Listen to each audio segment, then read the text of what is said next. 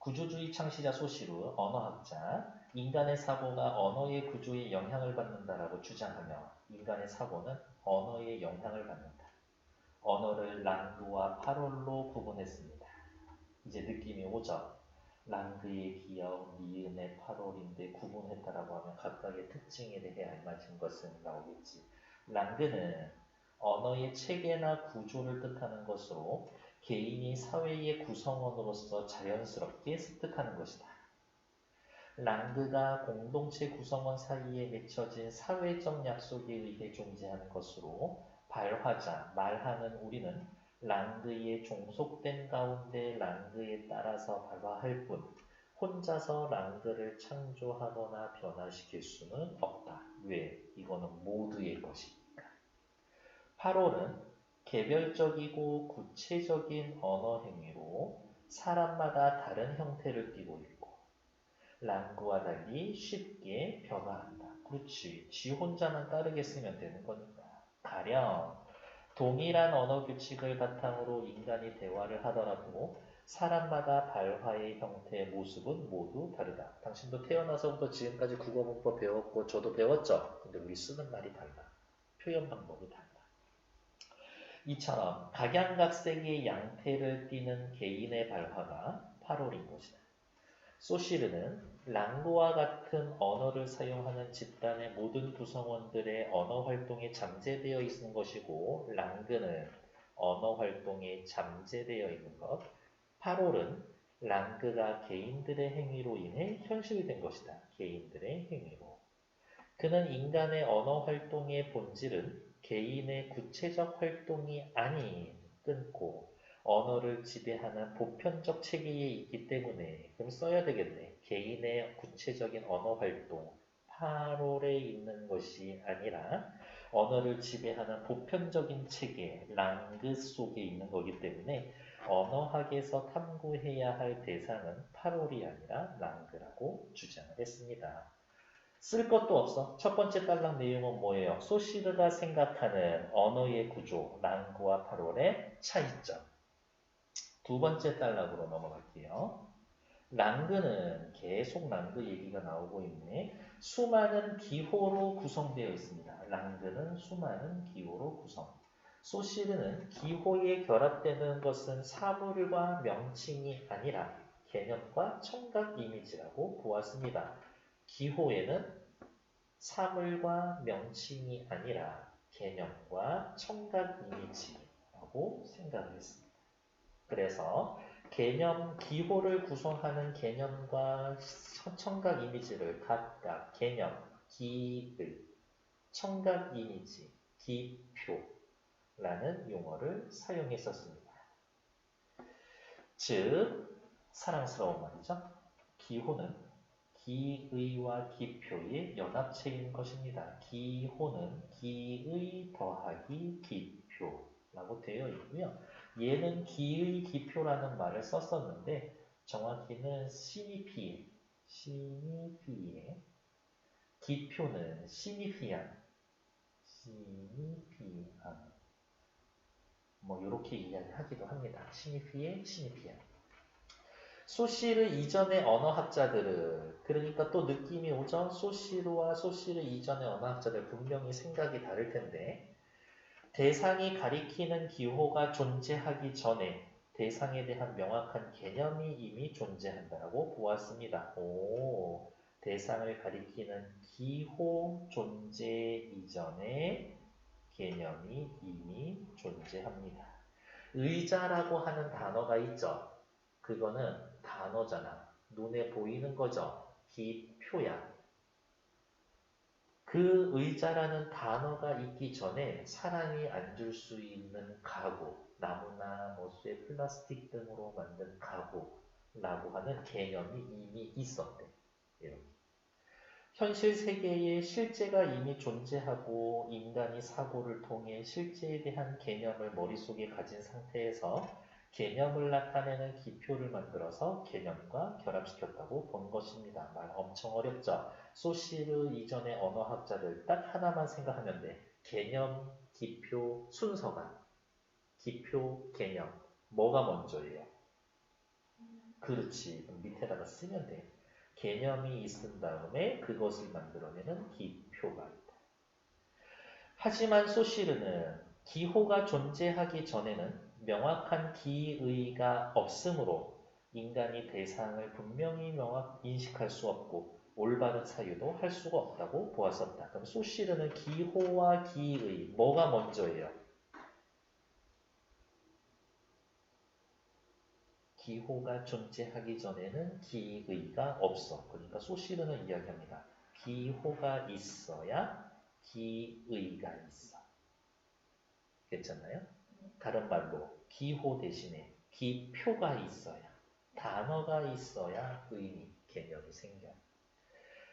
예를 들어 사과라는 말이 없다라면, 사과라는 말, 기표가 없다면 현재 사과라고 여겨지는 과일에 대한 명확한 개념, 기의를 우리가 갖지 못한다라고 보는 겁니다. 그러니까 우리가 주목해야 될 점은 뭐예요? 요거야, 요거. 소시르 이전의 학자들은 개념이 있고 기표가 있다. 소시르는 이야기를 합니다. 기표가 있고 기의가 나중에 생기는 것이다. 세 번째 단락으로 넘어갈게요. 소시르에 따르면 기표와 기의는 자의적으로 연결이 됩니다. 무슨 말이냐? 이렇게 생긴 거. 이건 뭐예요? 사과죠. 이렇게 생긴 걸 사과라고 부른다라고. 근데 저게 꼭 사과라고 불릴 이유는 없어. 그게 기표와 기의는 자의적으로 연결된다. 기표와 연결되는 기의는 대상에 대한 실질적 의미를 나타내는 것이다. 또 위에다 쓸 거예요. 기표는 그 자체로는 의미가 없음. 의미가 없음. 이라는 것들. 어떤 사람이 이러한 단어를 만들어냈다라고 합시다. 사과. 이거에는 아무런 의미가 없어. 만약에 이 말을 만들어냈다라고 하면 기의는 연결된 기표와 다른 기표들의 차이에 의해 의미가 정해질 뿐입니다. 기의는 의미죠. 개념이네? 근데 그 의미와 개념은 어디에서 온다? 다른 기표와의 차이에 의해서 의미가 생기는 것이다. 세상에 아무것도 없는 상태에서 사과라는 말이 있어도 그거는 아무런 의미가 없어. 왜? 옆에 배, 귤, 감이 있어야 사과라는 단어의 의미가 있다. 수많은 기표, 배, 감, 귤 등이 아닌 과일이라는 의미를 나타낼 뿐이다. 사과라는 기표가 나타내는 의미는 언어 구조 안에서 다른 사항들과의 관계에 의해 정의되는 것이다. 기표가 나타내는 의미는 언어 구조 안에서 다른 사항들과의 관계에 의해서 정의되는 것이다. 화살표 요방이요. 요렇게. 소시르는 이 때문에 인간의 사고는 자신이 사용하는 언어의 구조에 영향을 받을 수밖에 없다고 생각했다. 앞에 첫 번째 단락에서 한 얘기네요. 인간의 사고는 언어의 구조에 영향을 받게 되어 있다. 예를 들어 우리말에는 나방, 나비가 각각 다른 대상인데요. 프랑스에서는 둘 다 빠삐용이라고 불러요. 따라서 우리가 나방과 나비가 한 마리씩 나타났다라고 생각할 때 프랑스인들은 뭐라고 생각해요? 빠삐용 두 마리다 라고 생각하는 것이다. 결국에는 뭐? 언어가 인간의 사고에 영향을 끼친다. 이러한 예를 통해 언어의 구조가 인간의 사고에 영향을 미친다는 걸 알 수가 있다. 또 밑줄 긋고 싶지만 패스. 소시르는 대상에 나타나는 개념이나 인간의 사고보다 언어가 먼저 존재하며 순서가 있으니까 개념이나 인간의 사고보다 언어가 먼저 존재한다. 그러면 다시 이렇게 화살표. 언어가 있고 개념과 사고가 있다. 인간의 사고는 자신이 사용하는 언어 구조에 종속이 되어 있다고 보았다. 그리고 우리가 언어를 사용하는 한 언어의 구조에 담긴 사고방식과 가치관을 그대로 수용하고 따를 수밖에 없다. 이와 같은 소시르의 사상을 바탕으로 언어 현상을 언어 전체의 구조에서의 파악하는 구조주의 언어학이 본격적으로 전개가 되었다. 이렇게 글 하나 끝내놔도 상관없을 것 같은데 뒤에 이제 레비스트로스 이야기가 나올 거예요. 네 번째 단락. A라고 묶여져 있네? 그러면 마음의 여유가 있다면 뒤로 슬쩍 가서 A 묶어놓고 A를 바탕으로 보기의 내용을 이해할 것 아버지, 아들, 외삼촌, 조카, 남편, 아내, 아내의 형제 뭐 이런 말들이 나오나 친족 관계 뭐 빈칸 보니까 친밀함 소원함 뭐 이런 거에 대해서 얘기해 줄 건가 봐요. 자, 앞으로 돌아오죠. 레비스트로스는 구조주의를 인류학에 적용했습니다. 모든 음소들은 비음인가 아닌가 모음인가 자음인가와 같은 두 가지 대립되는 요소의 짝을 이루는 음으로 물음을 통해서 분류가 됩니다. 세상의 모든 음소는 두 가지 대립 요소가 짝을 이루는 물음을 통해서 비음이면 플러스, 비음이 아니면 비음 마이너스, 모음이면 모음 플러스, 자음인가? 그러면 모음이 아니지. 그러면 모음 마이너스 이렇게 표시한다는 거. 예를 들어서 기역, 비음입니까? 아니죠. 마이너스 비. 이런 것들. 자음입니까? 네. 플러스 자. 모음입니까? 아니요. 모음 아닌데요. 마이너스 모음. 이런 식으로 표현할 수가 있다. 레비스트로스는 의문론에서의 사용하는 이러한 이항 대립, 두 가지 대립되는 요소가 짝을 이루는 것을 이항 대립이라고 하는구나. 각 집단이 갖는 친족의 기본 구조를 파악했습니다. 친족의 기본 구조는 아버지, 아들, 외삼촌, 조카, 남편, 아내, 아내와 아내의 형제라는 네 가지 관계로 이루어져 있고 우리 아까 슬쩍 봤었던 4번에 나왔던 말들이네. 이들의 관계는 친밀함, 소원함이라는 이항 대립으로 나타난다고. 친한 거 아니면 서먹서먹한 것, 둘 중에 하나를. 모든 집단의 공통적으로 드러나는 특징은 아버지와 아들의 관계와 외삼촌과 조카의 관계 중 둘 중 하나만 친밀하고 그러니까 여기죠. 위로 올라와서 보면 이렇게 얘네 둘이는 아버지 아들 친해? 그러면 외삼촌 조카 안 친해. 아버지 아들 안 친해? 그러면 외삼촌 조카 친해. 이거밖에 없대. 둘 다 55XX는 없대. 다음 남편과 아내의 관계와 아내와 아내의 형제의 관계도 이와 마찬가지다. 그럼 또 이렇게 묶어놓고 어떻게 남편과 아내, 아내와 아내의 형제에서는 이게 OX 아니면 XO 둘 중에 하나만 가능하지 둘 다 OO, 둘 다 XX는 없대.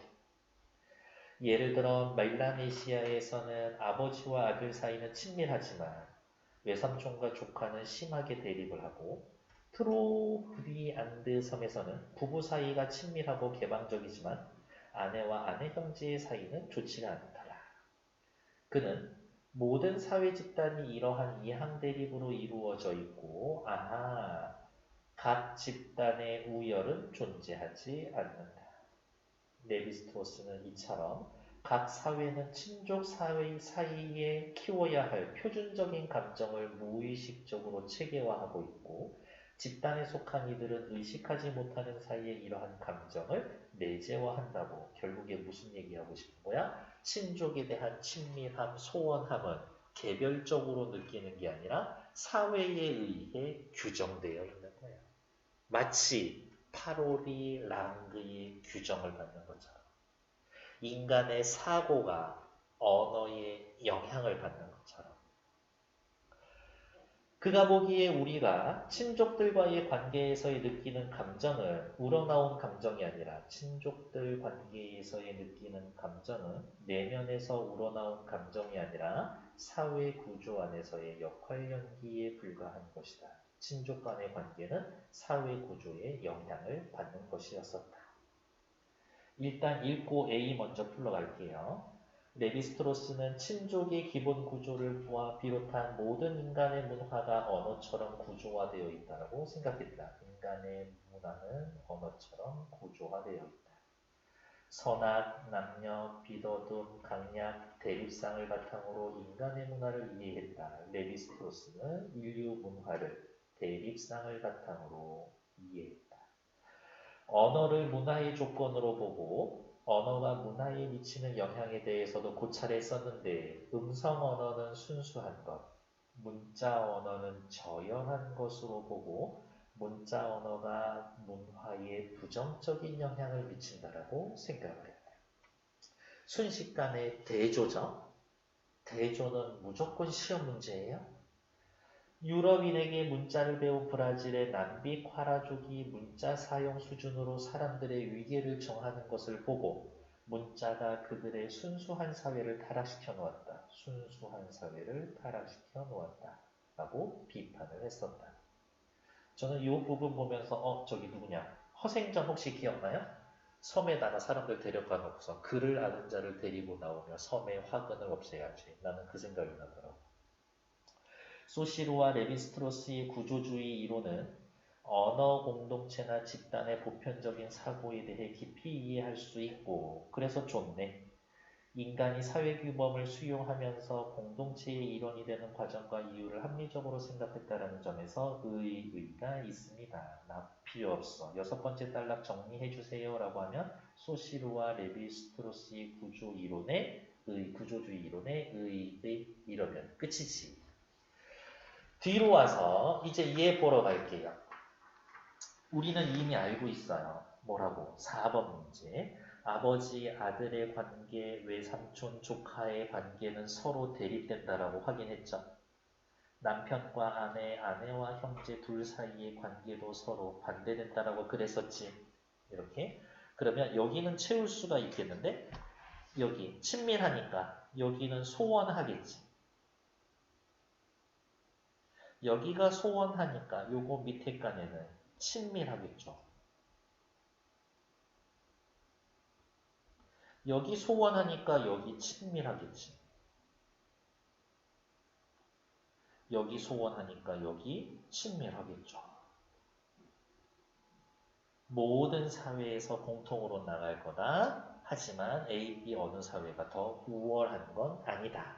그 말만 떠올리고 이제 풀러가면 되지. A와 달리 부족 B는 아버지와 아들의 관계가 친밀할 것이다. 그렇죠? 의문론에서 음소를 분류하기 위해 사용되는 방식, 네 글자로 줄이면 뭐? 이항대리을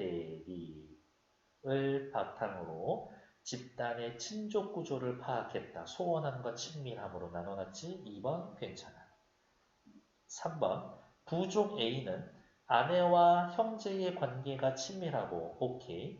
부족 B는 남편과 아내의 관계가 소원할 거라고 거짓말 우리 아까 친밀할 거라고 체크해 놨는데요. 그러니까 답은 3번. 4번 부족 AB의 친족이 서로에게 느끼는 감정은 개별적인 게 아니라 부족 내의 친족 사이에서의 가져야 할 표준적인 감정이 무의식적으로 내재화된 거다. 맞는 얘기지.